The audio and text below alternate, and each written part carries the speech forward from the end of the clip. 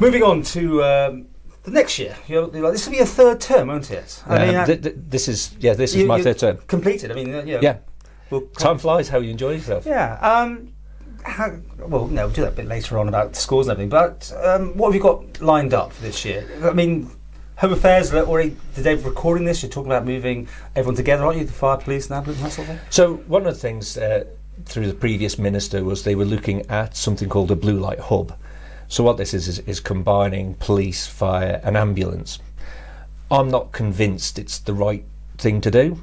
So I'm challenging department officers why we need all of these in one place where it needs to be, so the sites where it's going to go, and that's a politician's job is to challenge that. Well, we'll talk about that one in a complete different section, which is already probably gone up by the time this has. Other things on the horizon as you count the days down? Well, what I've always said, I work to the end of that term because it's no use saying, oh well, you've got a year to go, so you stop doing everything and start on the re-election campaign, because you still have to continue. There's still things to be done. We've got a major piece of legislation going through the Department, Justice Reform Bill. We've got the Sexual Offences Bill going through the final stages in LegCo. We're sorting out the end of the Communications Bill, so hopefully that will be signed off. That seems to have gone on for ages. It has, and one of the areas was that they were saying that it was about whether a minister should be the chairman of it. Now, I'm not precious about it. I think there's some really important stuff in that legislation. Bill Malarkey did want to keep that position, though, didn't he? He did. He very much meant. So you're not so bothered? No, it's going. So it is definitely. Who will get it? Civil servant then? No. So it'll go to an independent chair, but there will be a political representative, but with no vote. Right. That's all subject to... Quango. No, because it's already there now. Right. So all it is it depoliticises the chairman's role of the Communications Commission, but it just keeps that link in there that there'll be a politician, but a non-voting politician. How's Home Affairs doing? I only bring this up because June Watson, when he was there, we had to slash 25% of the workforce and all that sort of thing. All I hear is that government is on the, not spend, but numbers have increased again. Can you concur? Well, yes, it has in Home Affairs, because what they've realised is that, unfortunately, they cut too much out. Right.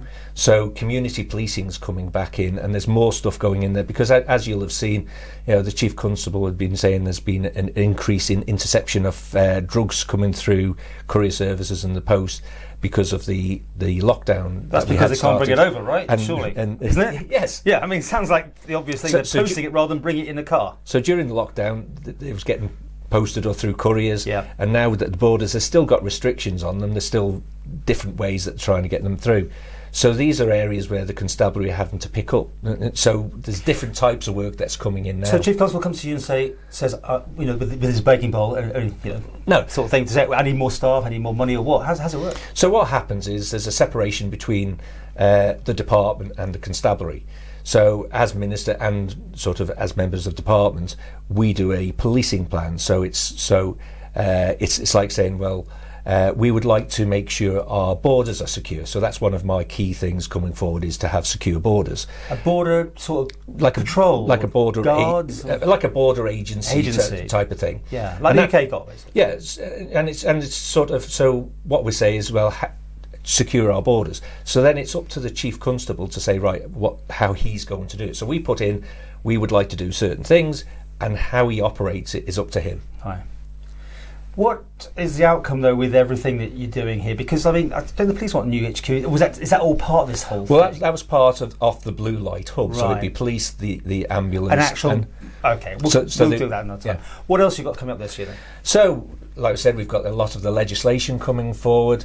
So that's what we're having reviews about different parts of the department, how it works, because like as a new minister going into, okay, well, how are we working? So currently I'm in the middle of going around all the fire stations on the island and meeting the retained fire crew. So I'm meeting with them. I've been out with the police a number of times, just seeing how things are working. So I've got a visit up at the Emergency Service Joint Control Room, and it's quite interesting how things work. I've been up there previously, and it's quite interesting how they deal with calls. Mm-hmm. Okay, you happy being a minister? I take it. I mean, if you came back, without saying standing, but are we going for the next? Yeah. Oh right, okay. Yeah, I just don't know if I'm going to say it on these programmes yet. So that's that done. But where do you see yourself slotting in then? I mean, you'll be the oldest one in the house again, won't you? I mean, no, I've heard you might want Speaker. No. President. No, what I said is Chief Minister. Which one? I heard something. Are you working your way? No, because you came up with, people tell me things. Well, one of the things is that sort of I think sort of through this emoluments when they're looking at members' pay, that I think there's a number of members who are not very happy with the way it's worked because. What you mean your expenses one? No, it's not the expenses. Actual side. Pay. Yeah, so some of the pay is that sort of the Speaker is paid more than a minister. And which seems a bit strange when you're looking at the responsibilities. And under this new pay thing, it's like the Speaker comes down a bit, but the President goes on to the same sort of pay. And you're thinking, well, not to take anything away from the President's role, but does it really need that sort of pay when there's no constituency issues? And I would say it sort of needs to be lower than what the Speaker or ministers are on. So we've got this emoluments thing coming forward. So you're happy being a minister of what? What would you like? Look, I've done jobs which... Oh, you have? Buses? I've heard the buses one? No, I think the only two departments I haven't been in is health and treasury. Yeah, but you won't be the helm, you'll be on the senior guys, right? So which one would you like? Well, I think enterprise is an interesting department. So Mr. Skelly's going for the Speaker's job, isn't he? No. Your information's wrong. Yeah, well, we'll see. Play this back in a year's time. The other job. President. Yes. Yeah. Oh, well, I heard that as well. So, okay. So there's that sort of... How do you get on in the Council of Ministers? Tell us, come on. You do tell us a lot of things here. I mean, in a nice way. I look in your eyes and you seem to say something to me, unlike in Tynwald's, right? But no, seriously. I mean, how's it been with the lockdown? And are you on the side with exactly the mission as it stands today, as we record this situations? What with the situation that we are? Yeah, we're just ahead of the Chief Minister making an announcement on Thursday. But I think where we are now is right for the situation that we're faced with. When you're seeing the numbers of COVID cases rising in the UK, do we really want to put ourselves at a greater risk? We will be reviewing that situation. Tell me, there's a lot of anxious debate that goes on inside the Council of Ministers about this. There is, because we are listening to people who've got families away and want to go and see families.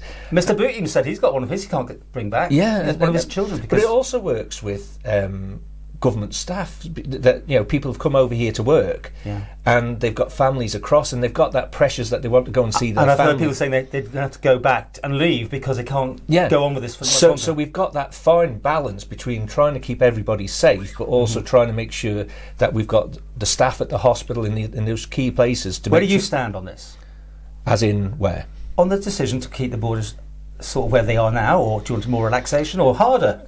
I think the current position that we're in today is right. We will be reviewing it. We review it every 2 weeks. Yeah. So we're due in another weeks to see where we're going. The information will be coming in next week to see what the situation is. But it's that balance that you've got is to try and say how do you balance the risk? Your postbag, no doubt, like everyone else, was half them saying one thing, half saying open, close. No, I would say there's a vast majority saying keep the borders as it is. Okay, not completely shut, but just as they are. Yeah, right. Let's quickly just do numbers because we're running out of time. For yourself, out of 10, please, for last year. I think it's been a very challenging year, and as a collective, we've actually. I would say, as a collective government, we've done. No, I must about you first, then the government. How did Graham Cregeen do out of 10 the last year? I would say, sort of, given the circumstances, I would say it's a good 8.5. Right, we're going to halves. That's fantastic. And finally, for the Quayle administration, which of course you're clearly a part of, what do you rate the government at? I think over this period, the government has. I'd mark it back the same. 8.5. Yeah, but you I know you can't go and say 10, because you could look back and go, do you know what, we could have done that, like you say about the post bag, somebody saying, well, could we have closed the borders earlier? But then there's a balance of, if we would have closed it earlier, we would have had more people stuck across. So there's always that challenge, and I think if you go and say that you've done everything perfectly, you haven't, because there's always things that you look back in hindsight and go, we could have done something differently. And of course, no doubt people who will be watching this go, well, if you would have done this and this. But it's the information that we've been given at the time that you've